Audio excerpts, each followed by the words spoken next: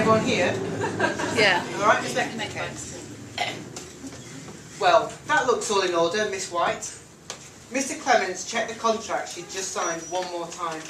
Sally used the opportunity to look around the office, deciding he'd probably spent a fair bit decorating it. The desk looked heavy, and the chairs were so uncomfortable to sit in that they probably cost the same as her monthly wage. So, welcome to Sunshine Housing. He leaned forward awkwardly over the desk, shaking her hand vigorously. I must say, it does seem to be one of our more difficult complexes in which to place a manager, so we were delighted when a candidate as qualified as yourself applied. Did the previous manager move to one of your other properties, Mr. Clement? The thing is, Miss White, he hesitated. May I call you Sally? She nodded. The thing is, Sally, the trick to running a successful retirement village is to keep the residents quiescent. He stood up and started pacing the room as he warmed to his theme.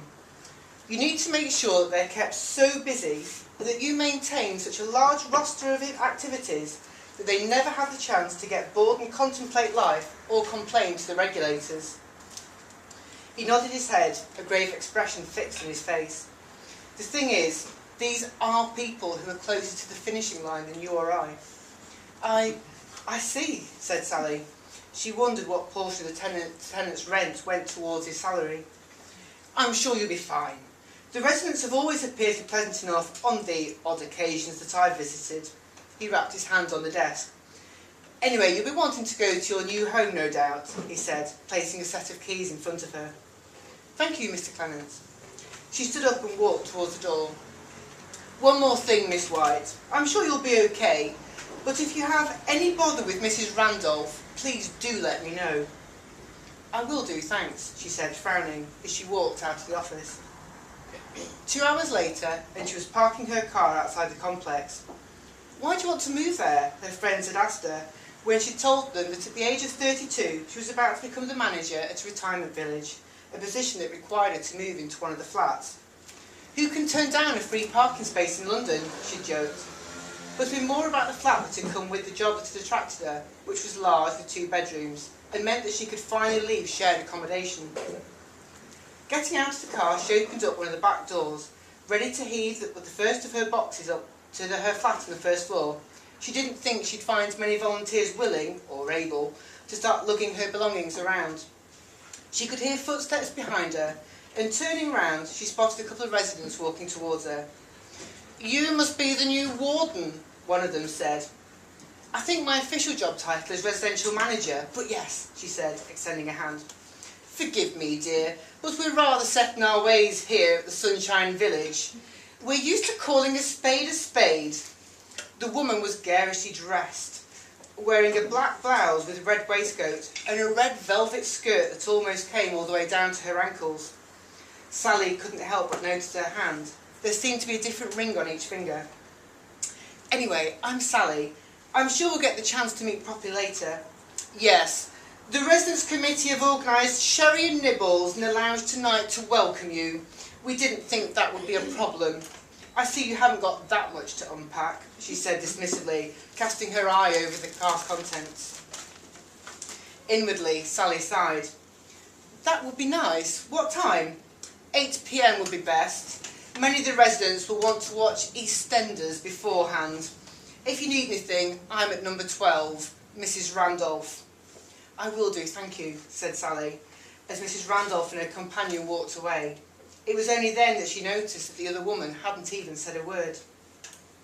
It took Sally a couple of hours to carry her suitcases and boxes up the 2 flights of stairs. Every time she made the return trip, she found herself accosted by a different resident, keen to introduce themselves, check if the welcome event was still on, or if she knew what time the dial ride would be arriving.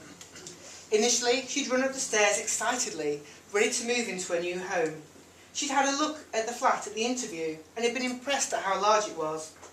But when she walked in with her first box, she was slightly disappointed. There was a general musty air about the place, posts piling up and spilling over the welcome mat behind the front door. It seemed gloomier and smaller than she'd remembered. Her excitement was further punctured when she found a load of boxes in the spare room. She opened the lid of the one nearest, lifting out a framed picture. In it, a woman the same age as Sally sat in the residence lounge at Christmas, surrounded by old people. Probably the last manager's belongings, she said to nobody. She planned on spending her first evening unpacking and perhaps sourcing a bottle of wine to celebrate. Instead, she was left unpacking in a flat that felt half occupied by the previous manager with a stupid welcome event to go to. Pull yourself together, Sally, she told herself. I'm sure someone will collect the stuff soon. She was ready to put a brave face in it, when suddenly Neil Diamond started to croon through the floorboards. She sat down heavily on the sofa, head in her hands and forever in blue jeans washing around her.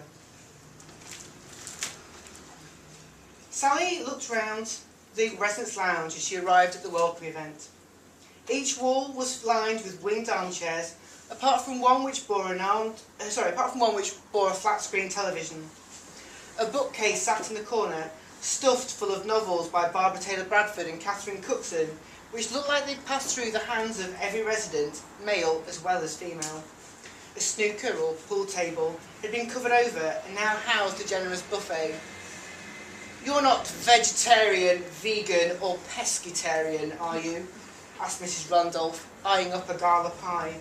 No, I'll eat anything. Said Mrs. Randolph, looking Sally up and down. She felt herself blush slightly, wondering whether she could make a dash for the wine. This is a big spread. How much did Sunshine Housing give you for it? Nothing. We made it all ourselves, or bought it anyway. I don't think the entertainment budget would stretch far enough. We'd have nothing left for the darts.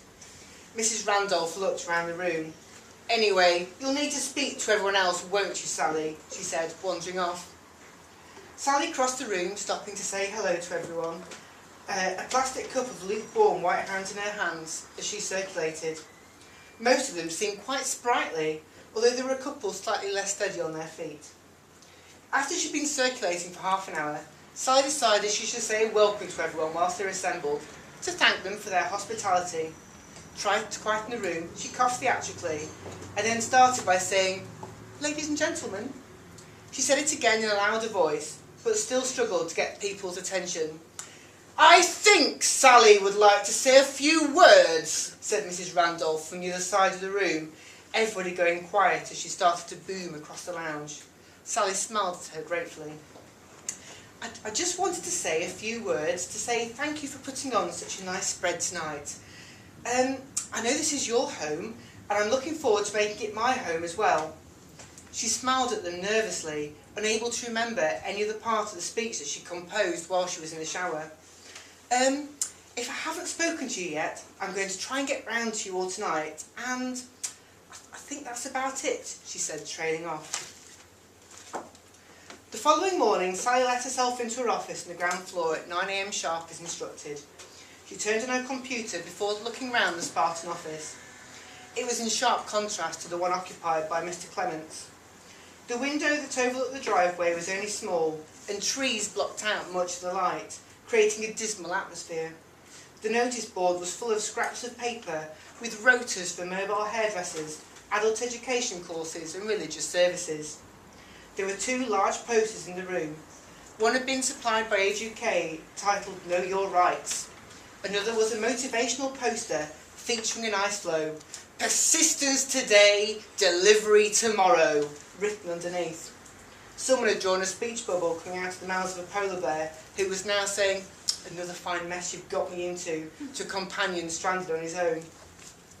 Nursing a slight hangover, Sally decided that the best thing she could do prior to her morning round of calls was to ring HR about training dates and ask what was happening to the previous manager's belongings.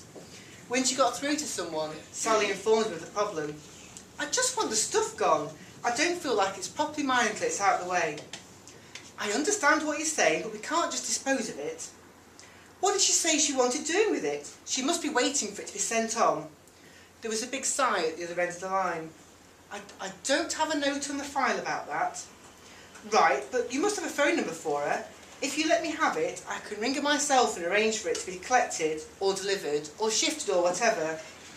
"Just hang on a minute, I'm going to transfer you." "But I don't want to be transferred." "Hi Sally, this is Maureen, I'm the head of HR. Is there a problem?" Yes, thanks, Maureen. I didn't ask to be put through to you, but I need to speak to you about the previous manager's belongings. Her stuff's still in the flat. I was told that she just packed up and left without giving any notice. Well, there's still several boxes in the spare room. They look like they might be wanted at some point. Data protection means I can't let you have her or pass any contact details, but leave it to me and I'll see what I can do. Can I ask what happened to the previous manager when she left? Oh! The phone had started to emit a dialing tone.